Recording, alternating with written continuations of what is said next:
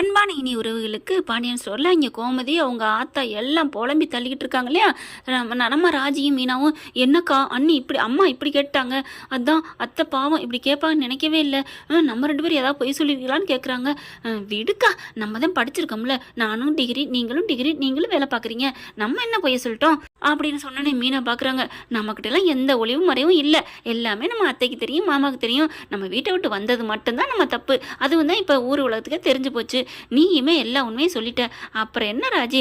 அக்கா இன்னொன்று மறந்துட்டோமே, என்ன நம்ம ரெண்டு பேரும் சேர்ந்து ஒரு பொய்யை மறைச்சிட்டோங்க்கா. ஏய் நான் படிச்சிருக்கேன்டி, நான் உண்மையில கவர்மெண்ட் வேலை தான் அக்கா, நான் அதை சொல்லலை, தங்கமேல் அக்கா விஷயத்தில் ஒரு பொய் அப்படிங்கல. ஆமாம்ல, நகையை மறைச்சிருக்கிறோமே, போலி நகைன்னு தெரிஞ்சா ஐயோ இப்போ என்ன பண்ணுறது. எனக்கு ஒன்றும் இல்லைப்பா, நான் என் புருஷன்ட்ட சொல்லிட்டேன், நாளை பின்னைக்கு இந்த விஷயம் தெரிஞ்சாலும் என் புருஷன் எனக்கு கை கொடுப்பாரு, என் பொண்டாட்டி என்கிட்ட சொல்லிட்டா அப்படின்ட்டு. உனக்கு ஒன்றும் பரவாயில்லடி, நீ சொல்லாமே இருந்தாலும் கூட உன் புருஷன் கதிர் நல்லவன், என் பொண்டாட்டி என்கிட்ட சொல்லிட்டா அப்படின்னு சொல்லிச்சு, அப்படி உன்னை காப்பாற்றிடுவார். ஆனால் என் புருஷன் இருக்கானே, நான் சொல்லியிருந்தா கூட என்கிட்ட மீனாவா சொல்லலையே அப்படின்னு எஸ்கேப் ஆகி தான் மட்டும் தப்பிச்சுக்கிறவனாச்சே. அக்கா அப்போ இதுக்கு ஒரு ஐடியா என்ன, நான் சொன்ன மாதிரி நீங்களும் உங்கள் வீட்டுக்கார்ட்ட சொல்லிடுங்களேன். சொல்லிடுவா, சொன்னாலும் பயமாக இருக்குடி. ஏன்க்கா அப்படியே போட்டு இப்போவே என்னாரானாலும் சரி போய் எழுப்பி எல்லாத்தையும் சொல்லிடுவாருடி. அக்கா அதெல்லாம் பார்க்கக்கூடாது, இது வரைக்கும் நம்ம மறைச்சது ரைட்டு ஓகே, வேணாங்களே ஒரு பொண்ணோட பாவம்னு நினச்சி விட்டுட்டோம், ஆனால் இனிமேல் சொல்லாமல் இருக்கக்கூடாது, அத்தை இப்படி பொய்ய மறைச்சிட்டிலான்னு கேட்குறாங்க அப்படிங்கல. ராஜி இன்னொன்று, நம்ம பொய் கண்டுபிடிச்சிட்டாங்கன்னா அத்தையும் ஒரு பொய் சொல்லியிருக்காங்களே, அதை நம்ம போட்டு கொடுத்துருவோன்னு சொல்லுவோம். என்ன பொய், உனக்கும் கதிருக்கும் கல்யாணம் பண்ணி வச்சது அத்தை தானே, ஆனால் அவங்க இல்லை, தன்னால் நீங்களாக கட்டிக்கிட்டோம்ல மாமாட்ட சொல்லி வச்சுருக்காங்க. வாவ் அக்கா இப்படிக்கா அப்படித்தான் அப்படிங்கல. ஆனாலும் இல்லைக்கா அது தப்புக்கா அப்படிங்க, அதெல்லாம் தப்பு இல்லை. அக்காலும் தங்கச்சி மாறி மாறி குழம்பிக்கிறாங்க. ஆனாலும் இது அத்தைக்கு தெரிஞ்சால் நம்ம சொல்லி பிளாக்மெயில் பண்ணலாம், அத்தைக்கு தெரியறதுக்கு முன்னாடி வேற ஆளுக்கு தெரிஞ்சிட்டா ஆமாம் இல்லை என்ன பண்ணுறதுன்னு புரியலையே, நான் செந்தில் மாமாக்கிட்டே சொல்லிடுறேன் அப்படின்னு சொல்லிட்டு ரூமுக்கு போயிடுறாங்களா. ரூமுக்கு போயிட்டு அப்படியே ஒரு மாதிரியா குழப்பத்தில் நிற்க, என்ன மீனா எதோ என்கிட்ட சொல்லணும் போல இருக்கு, சொல்லு அப்படிங்கல. ஆமாம் சொல்லணும், சொல்லட்டுமா, எதுவும் தப்பாக நினைக்க மாட்டீங்களா, அடி சொல்லுடி அப்படிங்கிறாங்க. பார்த்தா மணி லேட் ஹவர்ஸ் ஆயிடுது, சொல்லு அப்படிங்கல. நடந்ததை பூரா சொல்கிறாங்க. என்னது தங்க நகை எல்லாமே பொய்யா போலி நகையா அப்படின்னு தூக்கி வாரி போடுது. இதை ஏன் மீனா என்கிட்ட சொல்லவே இல்லை.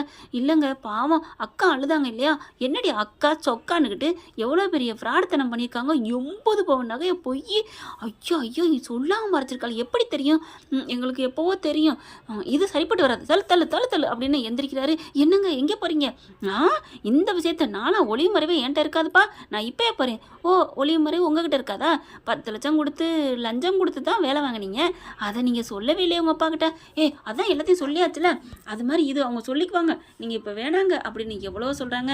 ஆனால் பார்த்தீங்கன்னா இனிமேலாம் முடியாது, நான் இப்போயே போகிறேன் அப்படின்னு எந்திரிச்சு வந்து, அப்பா அம்மா எல்லோரும் வாங்க அப்படிங்க, எல்லாம் படுத்தா இருக்குதுங்க, எல்லாம் எந்திரிச்சு என்னடா இந்நேரத்தில் அப்படிங்கல, எல்லாத்தையும் உங்ககிட்ட ஒரு உண்மையை சொல்லணும் அப்படின்னு போட்டு உடச்சிடுறாரு. மீனா எவ்வளோ வேணாங்க தடுக்கிறாங்க, ஆனால் முடியலை சொல்லிடுறாரு. ராஜி என்னக்கா நான் தான் சொன்னோன்னு எல்லாத்தையும் நான் சொன்னேன்னா சொன்ன மாதிரியே என் புருஷன் உடனே அவராவது மடியில் வைப்பாரா கணத்தை போட்டு உடச்சிட்டாரு, உன் புருஷன் அளவுக்கு இல்லைன்னு நான் சொன்னேன்ல அப்படிங்கல. என்ன சொல்கிறீங்க அப்படின்னு அப்படியே பாண்டியனுக்கும் கோமதிக்கும் மயக்கம் வருது.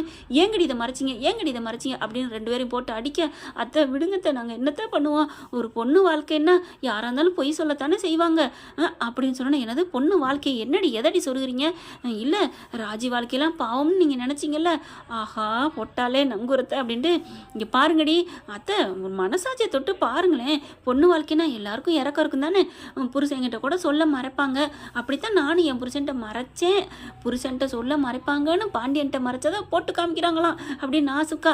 அதனால கோமதினால ஒன்றும் பண்ண முடியல. ஆனாலும் சும்மா நிறுத்துங்கடி அப்படின்ட்டு இப்போ என்ன பண்ணுறது, காலையில் வேலையா அவளுக்கு கிழிச்சு கட்டுறேன், என்ன நினச்சிட்டு இருக்காளுங்க அப்படின்னு கோமதி செம்மது கோவத்தில் இருக்கிறாங்க.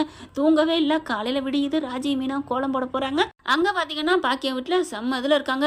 கண்டிப்பாக இந்த நகை விஷயம் தெரியும், அதனால நம்ம என்ன பண்ணுறோம் அப்படின்னு, பித்தாளை நகையை நீங்கள் வச்சிருக்கீங்க, எங்களோட 80 பவுனை கொடுங்கன்னு சொல்லிட்டு அவங்க கொடுக்கையில் அந்த நகை பூரா பித்தாளை இருக்குன்னு அவங்க மேலே கம்ப்ளைண்ட் கொடுத்துருவோம், ஒன்றும் 80 பவுன் நகையை கொடு, இல்லைன்னா என் மகளை வச்சுக்க அப்படின்னு சொல்லுவோம். அப்படிங்கல. அம்மா மறுபடியும் என் மேலே பழிய போட்டுறாதம்மா, வேணாம்மா எனக்கு வாழ்க்கை வேணும்மா, இன்னமும் நீ போய் சொல்லிட்டே இருந்தா என் வாழ்க்கை வீணாக போயிடும் அப்படின்னு தங்கமேல் சொல்ல, உன் வாழ்க்கை நல்லா தாண்டி நான் பார்க்குறேன், கண்டிப்பாக நகை விஷயம் எப்படி எப்படியாவது வெளியில வரும், நம்ம மாட்டுறதுக்கு முன்னாடி அவளுகளை மாட்ட வைக்கணும்.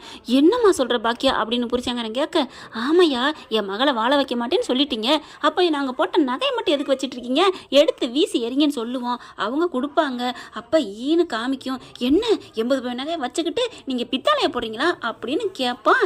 அதுக்கப்புறம் அவங்க ஒன்றும் பண்ண முடியாது. அதுக்கப்புறம் நீ நகையை கொடுக்குறியா, என் தங்க மயில வச்சுக்கிறியா அப்படின்னு கேட்போம். வேற வழி இல்லாமல் வச்சுக்கோங்க, அம்மா என் வாழ்க்கையை கெடுத்தது போதுமா, மறுபடியும் பொய்ய சொன்னீங்கன்னா என்னை ஏற்றுக்கவே மாட்டாங்க, மன்னிக்கிறதுக்கு கால நேரமே கிடைக்காது, வேணான்னு சொல்கிறாங்களா, அதெல்லாம் முடியாதுடி, நம்ம காலையில் அங்கே போகிறோம் அப்படின்னு சொல்லல, நம்ம ஆளாக எந்திரிச்சு போய் எல்லா உண்மையும் சொல்லிடணும் அப்படின்னு தங்கமையில் எழுந்துச்சு வந்து வாசலில் உட்காந்துருக்கு. இதுங்க கோலம் போடையில் பார்க்குறாங்க, ஐயோ அக்கா அப்படின்ட்டு அத்தைன்னு உள்ளுக்கு போய் சொல்ல எல்லாரும் வர்ற பார்த்தா எங்கடி வந்தேன்னு விரட்டுறாங்க. இவ வேணாம் டைவர்ஸ் கொடுங்க, இல்லைனா எழுதி வச்சுட்டு போயிடுவேன் இந்த உலகத்தை விட்டு அப்படின்னு நம்ம மாப்பிள்ளை சரவணன் கத்துறாரு. அதுக்குள்ள அவங்க அப்பா அம்மா வந்துடுறாங்க.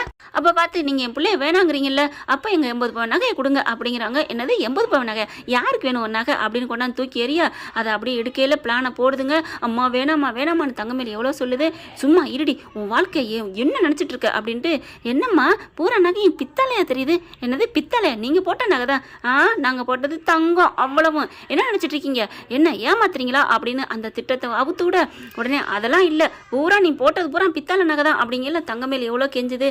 அதுக்கப்புறம் ராஜி மீனாவும், அக்கா என்னக்கா உங்கள் அம்மா ஃப்ராடு தானே சொல்கிறாங்க, நீங்களும் பேசாமல் நிற்கிறீங்க, ஐயோ ராஜி மீனா வீட்டிலே நான் வேணான்னு சொல்லிட்டேன், அதை சொல்லத்தான் நான் இங்கே வீட்டுக்கு வந்தேன், இந்த மாதிரி எங்கள் அப்பா அம்மா உங்கள் மேலே கேஸ் கொடுக்க போகிறாங்க, இந்த மாதிரி நீங்கள் வந்து நான் இருக்கேன்னு சொல்லத்தான் வந்தேன், என்னை மன்னிச்சிரு, நான் எந்த தப்பும் பண்ணலைன்னு அழுகுறாங்க தங்கமேலு.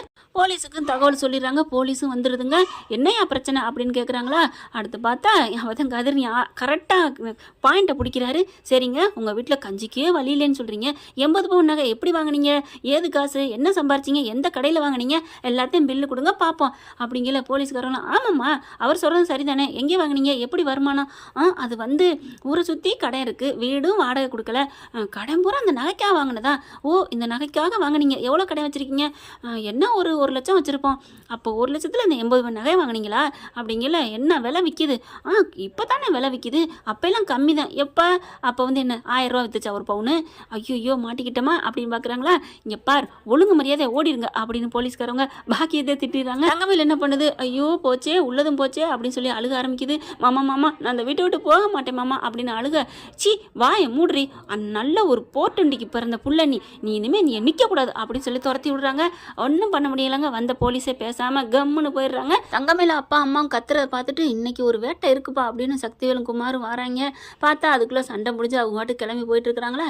என்ன அது வந்துட்டு உடனே போகுதுங்களே அப்படின்னு எம்மா அப்படின்னு சக்திவேல் வர பார்க்குறாங்க. நீங்கள் சும்மா இருங்க, நீங்கள் ஒன்றும் பண்ண வேணாம், அம்மா நீ வாமா அப்படின்னு தங்கமேல அவங்க அப்பாவையும் அம்மாவையும் கூப்பிடுது.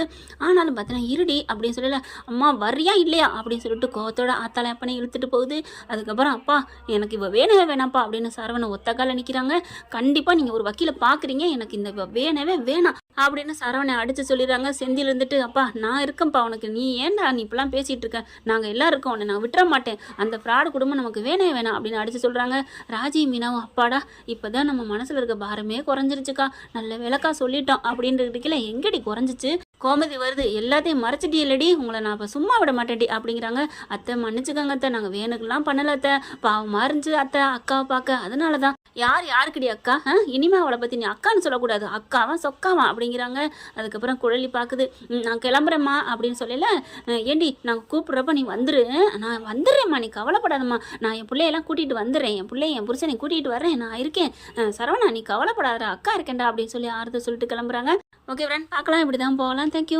இந்த வீடியோ உங்களுக்கு பிடிச்சிருந்தா தயவு செய்து லைக் பண்ணுங்க. இன்னும் அப்டேட்ஸ்க்காக சேனலை சப்ஸ்கிரைப் பண்ண மறக்காதீங்க. நம்ம கிட்ட இருக்க எல்லா சேனல்ஸோட லேட்டஸ்ட் வீடியோ அப்டேட்ஸ்க்காக மேல ரைட் சைடுல காட்டுற லிங்கை கிளிக் பண்ணி வாட்ஸ்அப் குரூப்ல ஜாயின் பண்ணுங்க. உங்களிடம் விடைபெறுவது நான் உங்கள் மெஹர்.